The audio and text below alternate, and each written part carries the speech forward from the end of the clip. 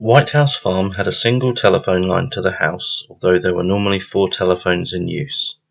A cream dial phone in the master bedroom, a blue digital dial one in the upstairs office, a cordless phone which was kept in the kitchen, and a fawn-coloured telephone which had a digital keypad and was also kept in the kitchen alongside the cordless one. In late July 1985 there had been a tremendous thunderstorm which caused damage to the telephone system, and the cordless telephone stopped working. A BT engineer called Mr. Pike collected the telephone from White House Farm on the 5th of August and took it away for repairing. He didn't leave a replacement telephone. This meant that just 3 working telephones were in the house on the morning of the tragedies: the cream dial phone, the blue digital phone, and the fawn-coloured telephone with the digital keypad. It is believed that because the cordless telephone had been removed for repair, Neville and June preferred to use the cream dial phone as opposed to the fawn-coloured push-button one. Jean Boutel, the housekeeper, testified in court that the phones had gone wrong so many times in the past year it had been like musical phones. She said it was common practice for the cream phone from the bedroom to be moved down into the kitchen. If this were the case, then it would suggest that the fawn phone wasn't routinely used when the cordless one broke, and the Bambers preferred the cream dial telephone to be downstairs instead. The push-button phone would then be stored on a shelf in the office as a spare. During the morning of the 7th of August 1985, Essex police noted what type of phone each one was and where it was found when the police first entered the property. This information went into a report written for the Director of Public Prosecutions by DCI Ainsley. He stated, "In the kitchen, situated on top of a work surface beneath the hatchway leading to the bottle room, was a normal dial telephone, colour white. This was in working order. The handset was found removed from the cradle. This is the cream-coloured telephone photographed in the kitchen, which Neville had used to contact Jeremy and the police in the early hours of the morning." Ainsley continued, "In the company office on the first floor was a blue-coloured telephone with a digital display and memory." He goes on to say, "Found in the office was a third telephone on a shelf. It is believed that this telephone was from the main bedroom, having been unplugged and the cord wrapped around the set." So 3 telephones were supposed to be present, and Essex police saw 3 telephones on the morning of the 7th of August 1985. But importantly, DCI Ainsley deliberately misled the DPP, stating that the telephone seen on a shelf was from the main bedroom. Ainsley had to have known that the telephone in the kitchen was the one which was normally in the bedroom, and the one on the shelf was the spare kitchen telephone, and had witness evidence which confirmed that fact. On the 23rd of August, Jeremy was at White House Farm and had to face the task of clearing out some of his family's belongings from the farm. Jeremy asked Barbara Wilson to begin clearing out papers from the office and asked Jean Boutel to remove the other belongings from the house which were of no sentimental value. Jean Boutel testified that Jeremy had asked her to remove a pile of magazines in the kitchen, and it was during this clear-out that she found the fawn-coloured push-button phone hidden amongst the pile.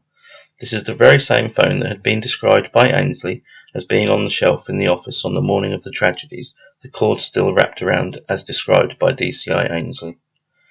It is clear that the telephone was deliberately moved at some time after it was seen by Essex police on the 7th of August 1985 and was discovered hidden on the 23rd of August. Someone moved this phone to deceive the police into believing it had been hidden by Jeremy, and it can be only one of a handful of people. At this time, only Anne Eaton had a key to White House Farm, and the relatives were the only people who had motive to implicate Jeremy in the murders. At trial, the issue of the location of the phones was raised, and Essex police suppressed the true location of the phone on the shelf in the office, allowing the judge and jury to believe it was hidden effectively under the magazines. DCI Ainsley wrote another final report to the DPP in November 1985. In this report, he now deliberately changed the evidence regarding where the push-button telephone was found. He now stated to the DPP that the push-button fawn-coloured telephone was hidden in a pile of magazines in the kitchen by Jeremy Bamber. The DPP failed to realise that DCI Ainsley had changed his evidence to fit the scenario Essex police wanted to create. If the judge and jury had been informed of the true facts surrounding the telephones, they would have known that there was nothing to indicate that Jeremy had moved any telephones whatsoever. The deliberate actions of a third party in hiding the telephone in order to incriminate Jeremy Bamber and the fact that Ainsley intentionally lied to the DPP should have been raised at trial, as it's likely that the case against Jeremy would have been thrown out of court. A further issue is relevant with respect to the cream telephone in the kitchen in White House Farm. It's known that on the morning of the 7th of August, Chief Superintendent Harris used this telephone to call Assistant Chief Constable Simpson. This was the same telephone Neville had used to firstly telephone Jeremy and then Essex Police to alert them to Sheila having hold of a gun. Harris's use of this phone obliterated any evidence of blood or fingerprints which would have been on the phone from Neville Bamber. In fact, Essex Police did not take the telephone away for forensic testing, probably because they realised that no forensic evidence would remain after it had been handled by one of their officers. Essex Police have always denied this telephone was used by Harris, and claim that although Harris did use a telephone that morning, he used the one located upstairs in the office. This cannot be true because it can be proven that Chief Superintendent Harris did not enter the upstairs office at any time on the 7th of August 1985. The only telephone he could have, and indeed did use, was the dial telephone in the kitchen. During Jeremy's appeal in 2002, the issue of the use of this telephone was raised as an appeal point. Only 10 of the officers who had entered the house that morning were seemingly cherry-picked and questioned about Chief Superintendent Harris, when it's known that a minimum of 51 people had entered the farmhouse that morning. There is no mystery behind the issue of the telephones at White House Farm. Firstly, Jeremy could not have caused the lightning to strike the telephone exchange which damaged the cordless phone. When the cordless phone had gone for repair, the spare kitchen phone was put away on the office shelf, and the cream bedroom phone was moved to the kitchen by either June or Neville on or around the 5th of August, which was common practice as testified by Jean Boutel. Jeremy Bamber did not hide this spare phone amongst the magazines.